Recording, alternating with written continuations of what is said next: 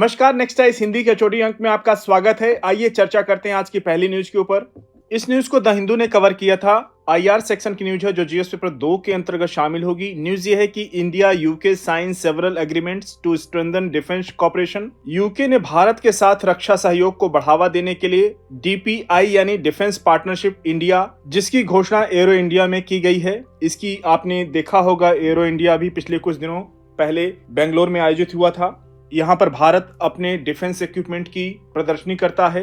अगर बात करें की एग्रीमेंट्स में यानी मुख्य समझौतों में, तो मैन पैड्स, हल्के वजन वाली बहुउद्देशीय मिसाइलों के प्रोडक्शन और भारत में एसराम असेंबली सुविधा की स्थापना करना है। अगर बात करें मैन पैड्स क्या है, तो ये है man portable air defence system.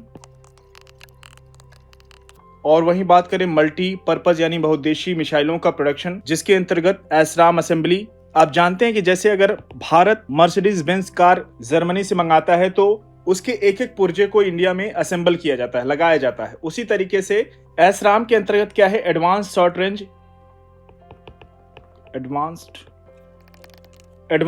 Range air to air missile को असेंबल करना होगा भारत में। अगली न्यूज की ओर बढ़ेंगे। इस न्यूज को द हिंदू ने कवर किया था। गवर्नेंस सेक्शन की न्यूज है जो जीएस पेपर 2 के अंतर्गत शामिल होगी। न्यूज ये है कि NITI Aayog report seeks more public funding for higher education. NITI Aayog की रिपोर्ट उल्लेख करती है कि जम्मू कश्मीर एजुकेशन यानी शिक्षा पर जीडीपी का सबसे अधिक प्रतिशत लगभग 8.11% खर्च करता है, जबकि दिल्ली और तेलंगाना जैसे राज्य या यूटी इससे काफी कम खर्च करते हैं। हायर एजुकेशन के लिए कुल फंडिंग में महाराष्ट्र सबसे अधिक है। सबसे अधिक खर्च करने वाला महाराष्ट्र है। अगर यूपीएससी स्टेटमेंट फॉर्म में क्वेश्चन पूछ ले तो कंफ्यूज मत होइएगा। जबकि सिक्किम जैसे राज्य सबसे कम एलोकेट करते हैं हायर एजुकेशन के ऊपर। ये चिंताजनक स्थिति है सिक्किम जैसे राज्यों के लिए। वहीं रिपोर्ट में राज्य के पब्लिक यूनिवर्सिटीज यानी सार्वजनिक विश्वविद्यालय को उच्च मानकों का टारगेट रखने की आवश्यकता पर भी जोर दिया गया है। उनसे कहा गया है कि पब्लिक यूनिवर्सिटी से कहा गया है कि आप अपने यहाँ हायर स्टैंडर्ड के टारगेट को रखिए और सेट करिए और उस टारगेट को प्राप्त करिए। ध्यान रखिएगा, एक स्टेटमेंट फॉर्म में आपके लिए ये पॉइंट काम आ सकते हैं जब क्वेश्चन पूछेगा यूपीएससी। अगली न्यूज की ओर बढ़ेंगे। इस न्यूज को द हिंदू ने कवर किया था। आईआर सेक्शन की न्यूज है जो जीएस पेपर 2 के अंतर्गत शामिल होगी। न्यूज ये है कि Trump proposes tariff on steel aluminium imports. जैसा कि हम सब जानते हैं, अब आए दिन ट्रंप की नई नई घोषणाएं शुरू हो गई हैं। राष्ट्रपति ट्रंप ने कनाडा, मैक्सिको और अन्य देशों सहित सभी स्टील एल्यूमिनियम इंपोर्ट्स पर 25% टैरिफ लगाने की योजना बनाई है। उनका मानना है कि अन्य देशों से अगर स्टील एल्यूमिनियम इंपोर्ट किया जाता है अमेरिका के अंतर्गत, उस पर 25% टैरिफ लगाया जाएगा। अमेरिका को लगभग $1.5 अरब का स्टील और एल्यूमिनियम एक्सपोर्ट करने वाला भारत इससे प्रभावित हो सकता है। भारत भी, क्योंकि जब भारत प्रभावित होगा वही न्यूज हमारे इंटरेस्ट की होगी और भारत कहीं न कहीं इसके एग्जम्पशन यानी छूट की डिमांड कर सकता है, जैसा कि उसने वर्ष 2018 में भी किया था। इस तरीके की रेस्ट्रिक्शन लगाई गई थी। अब देखिए, ये दौर कहा जा रहा है, इसके ऊपर बड़े बड़े आर्टिकल्स आ रहे हैं। ये है वार ट्रेड की नई आशंकाएं बनकर उभर रही हैं ट्रंप के आने के बाद। व्यापार युद्ध की नई आशंकाएं।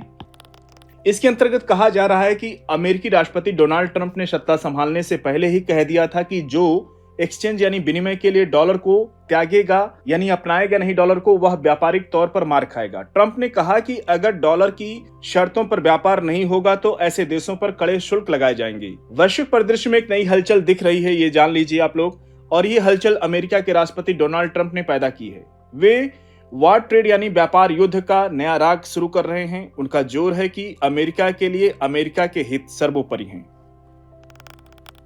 अमेरिका के हित सर्वोपरि।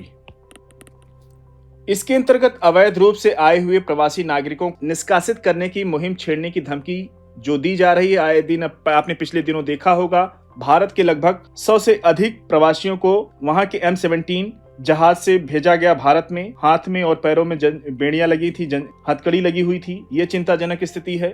और वह अपने देश के कामगार ये सब एक्सरसाइज क्यों कर रहे हैं? इसके अंतर्गत वो अवैध रूप से आए हुए प्रवासी नागरिकों को निष्कासित करने की मुहिम छोड़ने की धमकी जो दे रहे हैं या कर रहे हैं, वो अपने देश के कामगारों का दिल जीतने के लिए है कि नंबर 2 के नागरिक सरहद पार होंगे और तो आपको आपकी मेहनत का सही मूल्य मिलेगा।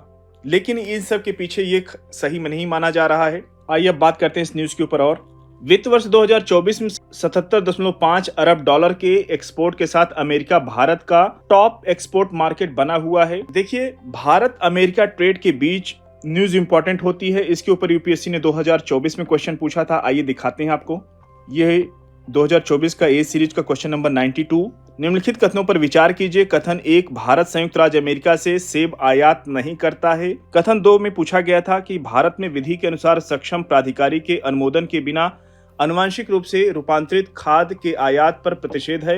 उपर्युक्त कथनों के संबंध में निम्नलिखित में से कौन सा कथन सही है? इसका उत्तर कृपया आप लोग कमेंट बॉक्स में देने का प्रयास कीजिए और मेरी अपील यही है कि अधिक से अधिक संख्या में आप लोग दीजिए। पीवाईक्यू का अभ्यास बहुत इंपॉर्टेंट होता है प्रीलिम्स क्वालिफाई करने के लिए। आप लोग समझ लीजिए इस चीज को। अगली न्यूज की ओर बढ़ेंगे। इस न्यूज को पीआईबी यानी प्रेस इंफॉर्मेशन ब्यूरो ने कवर किया था और इकोनॉमी सेक्शन की न्यूज है जो जीएस पेपर 3 के अंतर्गत शामिल होगी। न्यूज ये है कि government revise market intervention scheme guidelines PM Asha के अंतर्गत। पीएम आशा आप जानते हैं, प्रधानमंत्री अन्नदाता आय संरक्षण योजना।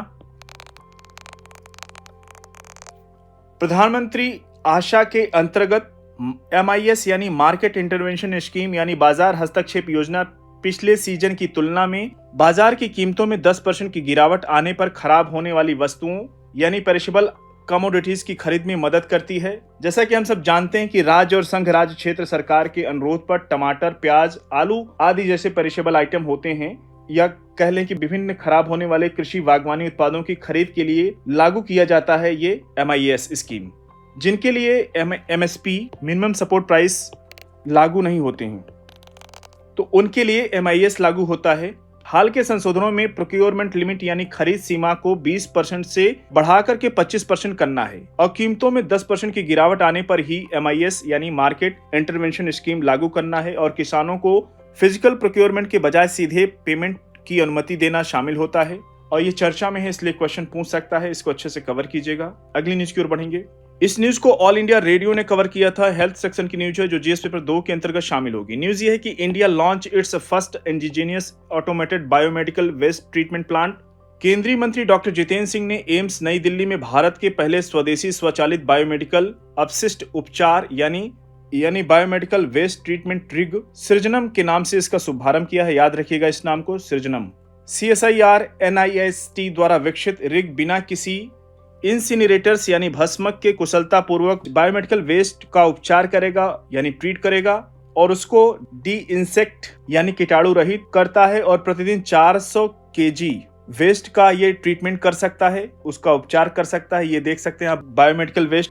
साथियों, आज के चोटी अंक को यहीं पर समाप्त करते हैं। मिलते हैं नेक्स्ट अंक में कुछ और इंपॉर्टेंट न्यूज के साथ। तब तक जुड़े रहिए नेक्स्ट आइस हिंदी के साथ। धन्यवाद।